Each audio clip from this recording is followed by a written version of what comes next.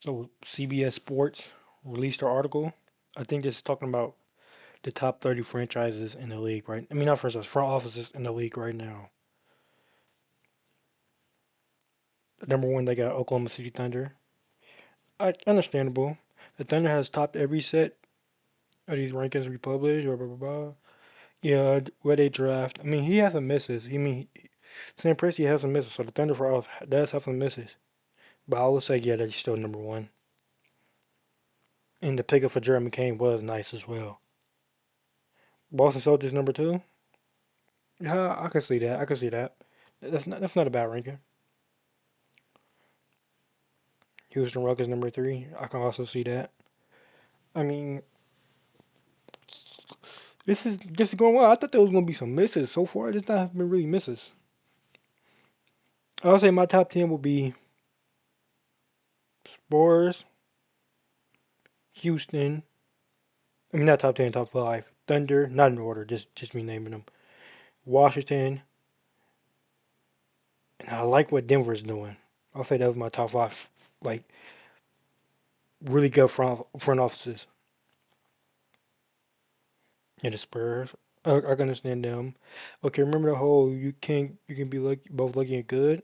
Yeah, Stephon Castle. Okay, Victor Wembanyama, Luke Cornett. Yeah, that was a good signing for the Spurs. Harrison Barnes, Julian Champagne. Okay, Cleveland at number five. I don't know about this. I don't know about number five. Number five might have this might they missed on this number five one. Cleveland is a good front office, but I wouldn't say they're number five. Not top five best in the league. He convinced Donovan Mitchell to stay in Cleveland. He just traded 26-year-old All-Star Darius Garland for a 36-year-old All-Star James Harden. Sort of move we typically call crazy, but one that makes plenty sense in the light of Cleveland's specific circumstances. Yes, Mitchell reported angle for the move, and Harden indeed better and more durable than Garland today. He will give Cleveland a better chance at making the finals this season. Yeah, I believe that. Pacers at six. I don't know about six, but they're up there. They're up there for sure. Especially that Zubac trade. Them not really that Zubac trade was nice. Did the Pacers give up too much for Zubac? Plenty will argue they did. Personally, I believe the trade was not only justified but necessary for one of the. I mean, they lost Miles Turner though. That's a big loss for them. So not being able to bring, but they did say they was willing to go into like the luxury tax cap, whatever. This time Miles Turner, he just wanted to leave. But Pacers is nice. The front office is nice, but I wouldn't say top six. Top six is crazy. New York, I feel like yeah, New York. Yeah, Jalen Brunson. Jalen Brunson signing Jalen Brunson. Yes, nobody would have gave him that contract, and they did. That Mitchell Robinson trade, like five first round draft picks though. Five though. Would I put New York in my top 10 front office? I don't know.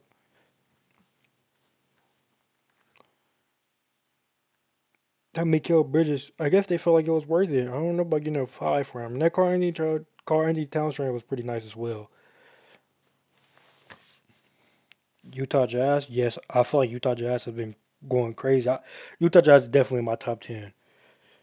I might replace Denver in my top five with Utah. I forgot about Utah. I like what they're doing out there with getting Jaren Jackson Jr. How well they drafted the young guys. They're getting draft picks. Bryce Sensabaugh's up there as well. And they kept Walker Kessler, and they're tanking. Even though tanking, I don't really support tanking, but they know when they're tanking to get another young player and not to let the Thunder get a top eight pick, which is crazy. And they still got Laurie Markin. I forgot about that. That contract with Laurie Markin was pretty fat, though. I will say that. Philadelphia, yeah, I guess. On not top 10, especially not if that Paul George signing. My Paul George signing was terrible. That Paul George signing was terrible. So I would put him in top 10 just from that Paul George signing alone. And trading Jerry McCain, I would have kept him for a little bit longer to see if he can really get better before I trade him. So I'll knock that down on the 76ers as well. But They're not that bad of a front office. I do feel like them drafting VJ has come. Hell, well, they developed Tyrese Maxey, even though James Harden played a part. But the 76ers have been stuck in the process for like 60 years. Minnesota, yeah, I say Minnesota. Minnesota's a pretty decent franchise. It's so far there've been some misses for this top front office top front office after the 2026 trade deadline. So there's been some misses, a couple of misses, but this haven't been bad so far. This haven't been bad so far. Minnesota has a lot of com has a lot in common with Cleveland here. Both front offices incredibly bold. Couldn't find a way to resign. Yeah, they did lose Nico Alexander Walker though. That's crazy. But they did get AO. They get AO to replace them. So I feel like that was a nice pickup for them. And they did get Mike Conley back too. That was a nice pickup. Trading him and him getting traded and signing him back as well. I feel like that was a nice move.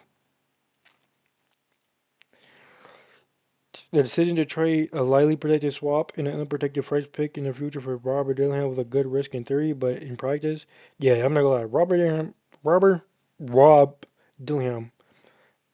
I don't know about him either. They might have to. Is Rob Dillingham still on that roster? If they is, they got to trade, bro. You try to get something out of bro, because he's clearly not working out for them.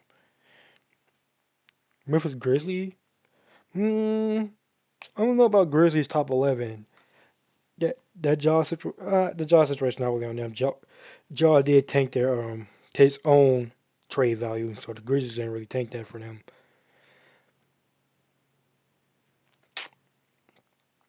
But they did get 4 or 5 picks for Desmond Bain. That was a pretty good deal.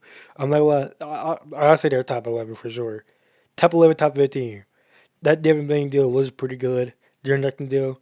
Say what you will, but I feel like the Grizzlies got something out of it. It looked like they're going to a new direction.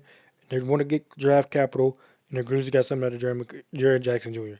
I will say I will hold them from being top 11 until I see how they handle this jaw situation that go over there. But if they handle that jaw situation pretty well, I'll say they definitely can make a contest for top 10 for sure. Charlotte Hornets, yes. I feel like Charlotte Hornets might be top 10 for me as well. I love what their front office is doing over there.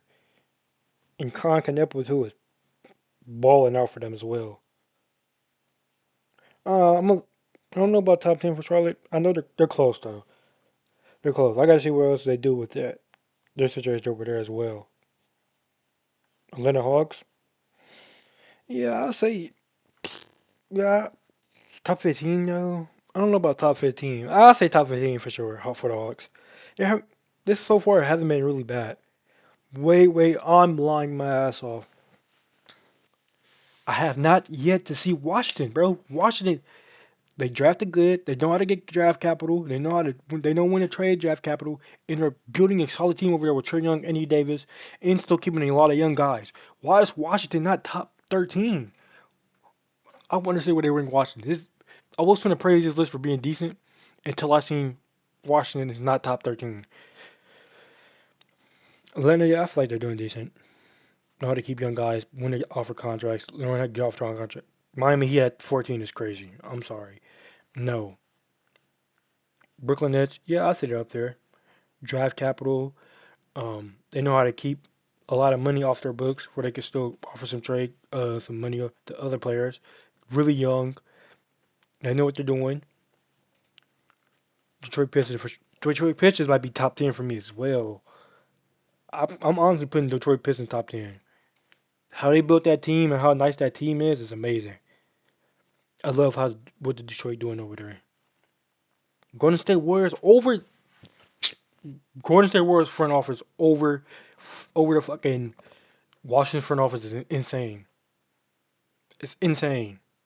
Golden State Warriors front office over Washington is insane. I don't even want to talk about the Clippers over Washington. Same people that want to sign Bradley Beal after trading away Norman Powell.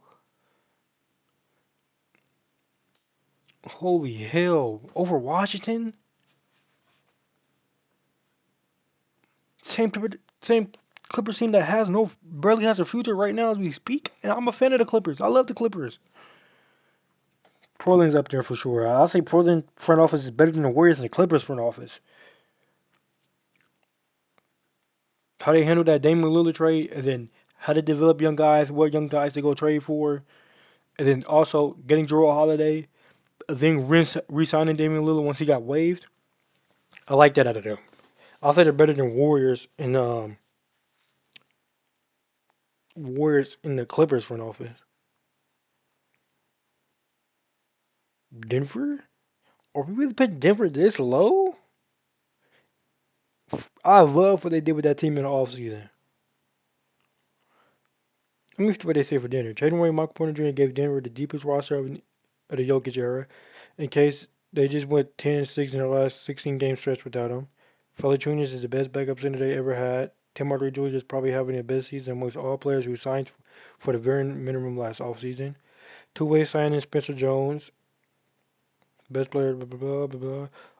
All that is well and good, but is it worth wondering why Porter was never as good as in Denver as he's been for Brooklyn? I mean, in Brooklyn he damn near got the green light. In Denver he got Jamal Murray, Aaron Gordon, fucking Jokic. So he never really got to be the main guy for a team. So he's gonna ball out in Brooklyn more than he is for Denver. He could have gotten here with a full season under. But remember, he was hurt in the playoffs last spring. Giving up to 2032 first round draft pick was mostly a financial driven move. Cam Johnson, at best, has been a lateral move from Porter. I kind of like that Cam Johnson pickup. Has he been playing that well for them and fit that team that well? I say Tommy Till, we got to see him in the playoffs more. But I like that. I still like that Cam Johnson pickup for them. Orlando Magic, I can see them at 21. They have they got some overpaid people over there, but they got to hold on to the players they have and the players they drafted. So I can see why they overpaid them. You know, they got Paulo, they got fucking. But that trade for Devin Bain is kind of crazy though. 5 picks for Devin Bain. I mean, I guess you feel like he's worth it. He worth it, but I want to do that shit myself. That shit myself. But I could see them at 21. I could see them at 21. Honestly, I got them over the Warriors front office. I'm gonna keep it a bean. Washington at 22, the 22nd best front office in the NBA is fucking Washington. Are we real, CBS? Washington is, bro. They got draft picks. They know what draft picks to give up in the trade. They got Anthony Davis, even though he's injured. They got Trae Young, even though he was injured. And they got him for relatively cheap, might I ask. Two great players for cheap. Yeah, Anthony Davis has been a shell of his former self. So is Trae Young, but they're good. They're still decent. Well, keeping a lot of the young guys and keeping a lot of the draft capital. Why are they at 22nd, bro? Why are they at 22nd? That don't make no sense. Why is the front office watching that 22nd? Just doesn't make sense. Toronto Raptors, I can see them at 23. Yeah, I don't even need to talk about that. Bucks, the Bucks waiver Damian Lillard was crazy, but I can see them at 24. Lakers 25. See, I don't think the Lakers rating is fair because I think they're just waiting for LeBron. I think that's what I guess you could say that drops them, but I think they're just waiting for LeBron. Like, okay, we need to get LeBron. If he retiring, if he want to stay with the Lakers, if he wanted to take a pay cut, or if he going to Cleveland. That's what I think. That's what I think they're waiting on to deal with LeBron situation first before they go really making real deal moves. But they have made some bad moves. Their West big trade was bad, but we talking about a team that pulled off a Luka Doncic trade and they only had to give up like a one first round draft pick. Come on now, 20. But I can see them at 25 because they're in a weird situation with LeBron in their front office and how they're dealing with that. So I can see them at 25. And that's what they said about the Lakers. They were handed Luka Doncic on a silver platter. True. It's too far early to tell whether they were wrong or right about Mark Williams medically, but they'll be far better team today of him with him based on how they were playing. I didn't like that DeAndre Ayton pickup. I guess they really needed a big, or just somebody that's tall that could be out there. But I feel like they could have found a better big than DeAndre Ayton. Both the Lakers have fallen into two buckets. The first is semi-recently draft picks, top 20, who flamed out in their first or second teams in their last 5 seasons, who signed 10, Malik Monk. Oh, I forgot they have Malik Monk. Lonnie Walker, Mo Bamba, Rui Hachimura, yeah, Cam Reddish, DeAndre Ayton, Patrick Beverly, Christian Woods, yeah. Marcus, I feel like that Marcus Smart was nice for them. He got on the buyout market. They went and got him. A great defensive person to put next to Luca, and he could hit a three.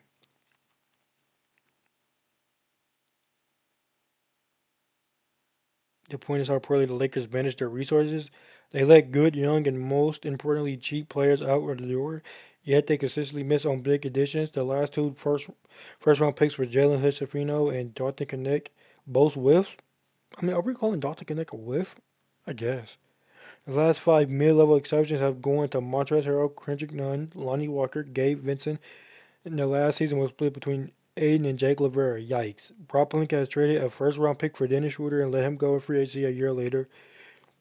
He traded to get off Russell Westbrook in 2023. Within 2 years, the only player left for the deal was Jared Vanderbilt, who is currently on a bad contract. For so much of the league's history, the Lakers could afford to make mistakes like this because they're the Lakers. The basketball gods would just grant them another star and everything would work out. Well, they got Luka Doncic last year. What's he done for them? Bro, it's too early to say what has Luka done for the Lakers. He just got there last year. It's not enough to stack big names anymore. You have to build a compete and coherent team. I mean, they're waiting for LeBron. They're waiting for, like, is LeBron retiring or is he leaving this offseason? They're trying to get LeBron in that huge, fat ass contract off their books before they go make a real deal move and try to sign somebody else. That's what they're waiting on. So you can't really rush them when they're waiting. They're clearly waiting on LeBron. Phoenix Suns, I like that KD trade though, for them. I'm talking about them trading KD to Houston. Dallas, yeah, I say Dallas is probably 30. I'm gonna give it a being. I'll say Dallas is probably 30. Chicago, nope. Dallas is 29. Chicago Bulls is 28. Nope. No, I would say the Pelicans is pretty bad because them just continuously trying to sell high on players that's clearly not worth selling that high on.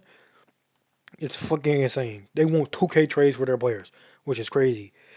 So I was the bottom five. I would say Chicago. Nope. It's a toss up between Chicago and the Pelicans. And then I would say Dallas. Then I would say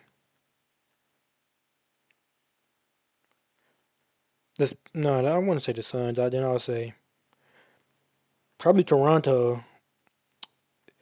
And I'm throwing a wild one out there. I say front office moves. I don't know. Oh, Sacramento. I forgot about Sacramento is definitely worse. I say Sacramento.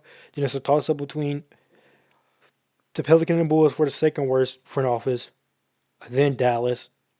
Then I say Milwaukee for me. I only like what Milwaukee's doing. Was that even five? I said Kings, Pelicans, Bulls, Dallas, and Milwaukee. Yeah, I say those are my bottom five. But let me know how y'all feel about this list, though. Wizards, let me know down below how y'all feel about this list. But the Wizards at 22 is crazy. When I feel like they're a top five front office in the league currently right now.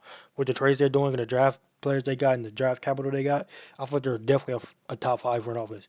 Having them at 22 is the 22nd best front office team in the NBA is fucking insane.